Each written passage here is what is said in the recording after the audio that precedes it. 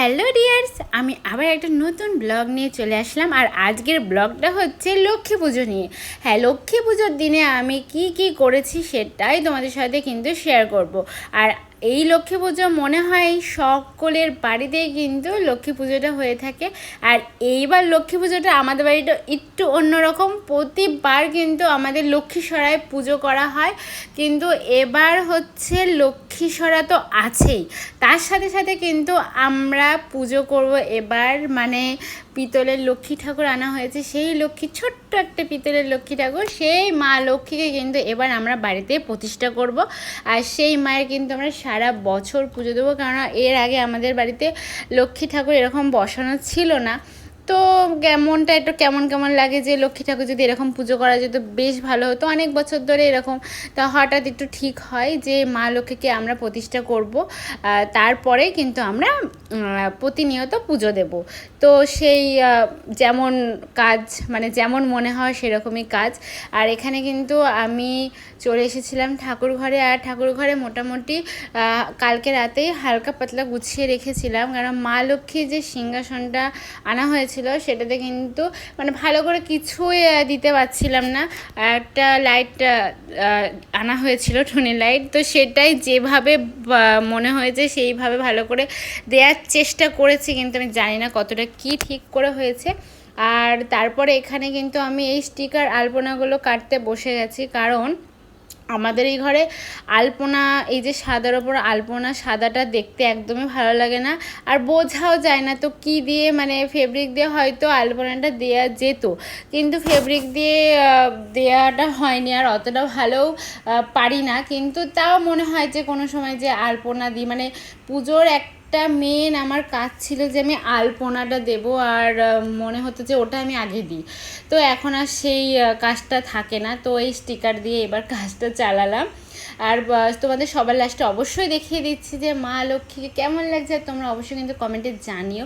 আর দেখবো মা লক্ষ্মীর পুজোর জন্য এটা কটা লাইক পড়ে। তারপরে কিন্তু আমি ঠাকুরের ঘরের মোটামুটি কাজ সেরে এখানে চলে এসেছিলাম, সবজিগুলো বনিয়ে নিচ্ছি, কেননা মোটামুটিভাবে কী হবে সেটা তোমাদের সাথে আমি শেয়ার করেই দেবো পরে।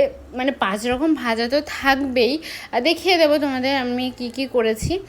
আর 5 রকম ভাজা, খিচুড়ি, এদিকে কিন্তু পাঁচমিশালি একটা তরকারি ছিল, এদিকে লুচি, সুজি, মোটামুটি সব কিছুই আমরা করার চেষ্টা করেছি। আর এদিকে কিন্তু আমি রান্না বসিয়ে দিয়েছি ভোগের জন্য। আর এই ভোগের রান্নাগুলো মানে জানি না কেমন কি করতে পারবো। প্রথমে শুধু মায়ের নাম করে আমি ভোগের রান্নাগুলো করার চেষ্টা করি। সত্যি বলতে কি খুবই ভালো লাগে, মানে মন থেকে ভালো লাগে যে ভোগের রান্নাগুলো করব। তো মোটামুটি আমারই করতে ইচ্ছা করে। আর এই যে মা, দুই মাকে কিন্তু আমরা পাশাপাশি বসিয়ে দিয়েছি। প্রথমে আছে আমাদের পিতলের লক্ষ্মী ঠাকুর, যেটা আমাদের প্রতিষ্ঠা করা হলো। আর তারপরেই কিন্তু ছিল লক্ষ্মীসরা, যেটা প্রতি বছর বছর পুজো করা হয়। আর এখানে কিন্তু এখন আমরা বসে গেছি অঞ্জলি দেওয়ার জন্য। অঞ্জলির পরে তোমাদের সাথে আমি শেয়ার করে দেবো। আর আমাদের মানে ঠাকুর ঘরটা তখন তো একটু ফাঁকা ফাঁকা ছিল, মানে হচ্ছে শুধু লোকনাথ, মানে না, গোপালকে বসানো ছিল, গোপালের জন্য মেন হয়েছিল। তারপরে হলো লোকনাথ বাবা প্রতিষ্ঠা করা। আবার এখন আমাদের মন হয়েছে যে মা লক্ষ্মীকেও যদি প্রতিষ্ঠা করা যায় তাহলে ভালো লাগবে। তো আস্তে আস্তে কিন্তু আমাদের ঠাকুর ঘরটা পুরোপুরি কিন্তু পরিপূর্ণ হয়ে যাচ্ছে। মানে আমি বলছি যে আর একটা যদি কোনো ঠাকুর বসানো যায় আরও হয়ে যাবে। আর একটুখানি জায়গা আমাদের অবশ্যই ফাঁকা রাখতে হবে, কারণ আমাদের বাড়িতে মনসা পুজো হয়, এই যে লক্ষ্মীসরা, এটা এই পুজোটা হয়। কারণ লক্ষ্মীসরা আমাদের, যতই আমরা লক্ষ্মী ঠাকুর এভাবে পুজো করি না কেন, লক্ষ্মীসরা কিন্তু আমাদের পাততেই হবে, মানে লক্ষ্মীসরা পুজো আমাদের করতেই হবে। সেই জন্য কিন্তু লক্ষ্মীসরার পুজো, মানে ওই জন্য ওই জায়গাটা একটু ফাঁকা আমাদের রেখে দিতেই হবে। অন্যান্য মায়ের পুজো দেওয়ার জন্য কিন্তু ওই জায়গাটা আমাদের ফাঁকা রাখতে হবে। তাছাড়া আমাদের ঠাকুর ঘর কিন্তু পুরোপুরিভাবে ভরা। আর এই ঠাকুরঘর দেবো এরকম ভরাটাই দেখতে ভালো লাগে। আর এইবার তো পুজো একদম পুরো মোটামুটি কমপ্লিট হয়ে গেছে।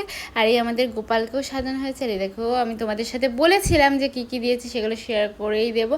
এই যে, আর আমার তো পুজো দেওয়া হয়ে গেছে। এদিকে মা একটুখানি মানে ঠাকুরমশাই পুজো করে চলে গেছে, তারপরে মা একটু ফুল জল দিচ্ছিল। আর এদিকে দেখো আমরা প্রসাদ ঠিক করছি দেওয়ার জন্য।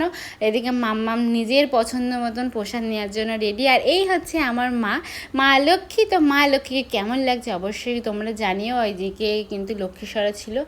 আর এই হচ্ছে প্রসাদ। আর তোমরা সত্যি সত্যি অবশ্যই জানিও কিন্তু কেমন হয়েছে আমার মা লক্ষ্মীকে, দেখতে কেমন হয়েছে। আর এদিকে কিন্তু মা লক্ষ্মী সরাটাও ছিল। আর এইদিকে মাম্মামকে আমি সাজানো গোছানো করিয়েছিলাম একটুখানি, সেগুলো আমি সর্ষে তোমাদের সাথে শেয়ার করেছি, তোমরা অবশ্যই দেখো। এই যে মাম্মামকে সাজানোর পেছনে এই যে ঘর দুয়ার পুরো নোংরা হয়ে রয়েছে, এই সাজানোর পেছনে এত ঘর দুয়ার নোংরা। তো চলো ভিডিওটা কেমন লাগলো অবশ্যই কমেন্ট করে জানিয়ে দাও। চলো টাটা।